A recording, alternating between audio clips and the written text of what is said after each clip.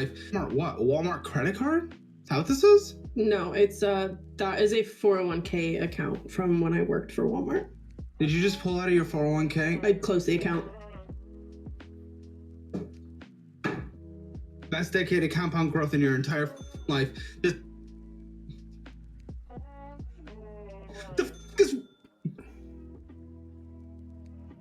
I had good reason. Yeah, go ahead. Tell me. I had to buy a new car. Why didn't you borrow for it instead? Because I already had an outstanding auto loan on a vehicle that wasn't running, and because of my debt to income ratio, I was not eligible for another auto loan. Even Uber and save for a while. Yeah, I got to rock with Caleb on that one, simply because the excuses came immediate. So as soon as we established that you have done the worst thing you could do in your best decade of investment, right then and there, was to take that out and buy a new car. Why? Because I was already paying for a car that wasn't working. Here's some things you could have done. Since you've already made the bad decision of pulling that money out, why not use just partial amounts of that money and get that car fixed? Instead of getting a whole new loan or taking all that money out and buying a brand new car, a whole nother car. Now you're still saddled with that debt from that other car. You're going to wreck your credit. That was one big mistake. The other one, an alternative to pulling that money out, withdrawing it, and suffering those tax penalties and suffering those fees, roll it over into a Roth IRA. Do your research and find a Roth IRA that will allow you to borrow against it versus just flat out withdrawing it and spending the proceeds. Now, the good move. By borrowing it, you're paying yourself back the interest versus giving that interest in a loan back to the universe. No, keep your money. That would have been a way to kind of offset that bad decision. But hey,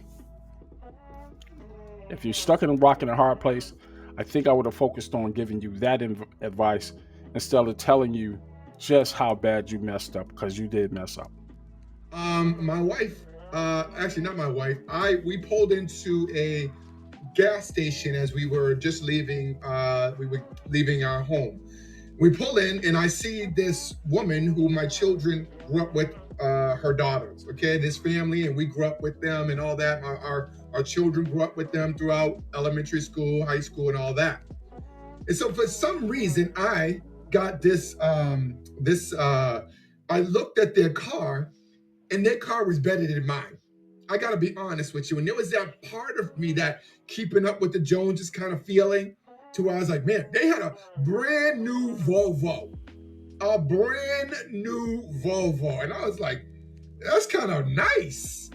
And there was a part of me, I'm not driving a brand new Volvo. And there was a part of me that was kind of like, man, I need to level up my game. I need to get something like that. Yeah. And there was that kind of like keeping up with the Joneses kind of, and I have those feelings as well. Being human, I have those feelings to where I can compare myself and want to be like, okay, you know what? Maybe I should have a nice car like that. Maybe I should, level up, The first thing we need to change in this discussion, in this community, is this whole notion of keeping up with the Joneses, that flexing on somebody. What does that actually mean? What are you doing? Who are you comparing yourself to, and why? What does it mean to flaunt wealth in front of somebody and make it rain, do all the weird stuff that we do with money instead of investing into our families? What does that actually prove? To me, it's just financial chest thumping. You showing all this, and even if you got it, why? What is you doing? You move in. People who move like that, to me, they move out of insecurities. The goal, I hope, is not to make someone else feel bad, because then you setting yourself up to get lined up. There's always somebody out there that's going to have more money than you, but there's also going to be somebody out there that's a little bit more hungry than you, and you starting to look like something to eat. So before you get on to this whole notion of keeping up with the Joneses, why? What are you doing? Your goal and your competition is yourself, making your family better off, versus some ocularly focused thing that you on because you see something you want to shine, right? Nah, for what? That's an ego thing, and the ego thing that's based out of insecurities. My mom gave us these lessons when we was told when we were growing up, and she would say there are people out in this world that have champagne taste with Kool-Aid budgets. You got to understand what that means. And as I got older, there's going to always be people who want the finer things in life. But does your income support that? And if it can't, you're probably making some bad financial decisions. Financial mistakes have you made that changed the way you treat money? Oh my God, buying a Hellcat. Grills, those weren't that bad of a financial mistake. Anything else? All I'm gonna say is, for all my out there, right? People, this is a mentality that everybody has to break out of, especially black people. Nobody sees a nice car or a chain or something like that as a financial mistake. They think I'm doing well in life, so let me splurge on myself. But when it's time to reinvest back in your nobody wants to do it. I'm saying, when it's like, you know what, bro, don't spend that $10,000 on that car part, bro. Spend $10,000 on some content this month. Let's get some production. It makes you like, oh, nah, I don't know if I want to do that. Is it worth it? Are my views going to be lower? Are they going to be higher? Are people going to actually watch it? You know what I'm saying? But when it's 10,000 going into some, then again, everybody wants to do it. You know what I'm saying? The young man is spitting nothing but facts. There's this thing about us that wants to flex and show, but all you really doing is killing your financial future on a material thing, something that is a depreciable asset at that.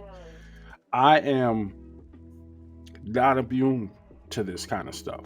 Just last month, I was clicking constantly, trying to check those numbers, check that credit to make sure I had enough to get this EV.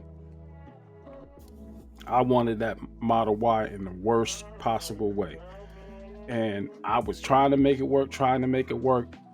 And then I saw what I'll be paying for insurance, and I decided against it. Not only do I have a car that's running, I just need to buckle down. And if I really, really want that electric car, and I do, I need to make some sound financial decisions that'll keep me in it. He was also cooking on this other part where he was talking about when it comes to spending money on something dumb, people with it. But when you're talking about building and growing, putting that same amount of money towards, in his case, some content, getting these numbers up, wow. No truer words could be said. People ain't really with that. Okay, yeah. What if it don't work? That's when the questions come in. I've been battling that within my own circle. It's like sometimes you got ideas that we all have, but we ain't really feeling them for one reason or another. Do you fault them for not wanting to get down with you on that particular venture? Nah.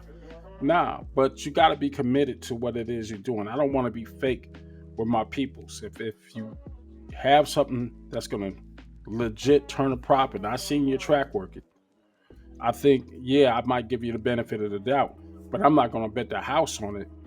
No, and no friend of mine would ask me to do such a thing. But if it's something we can pool some cash together so it doesn't hit us financially so hard, let's get it. Let's get it. At least see what we can make shape. But too many times, we want to support the stupid and not the smart, and that's just a fact.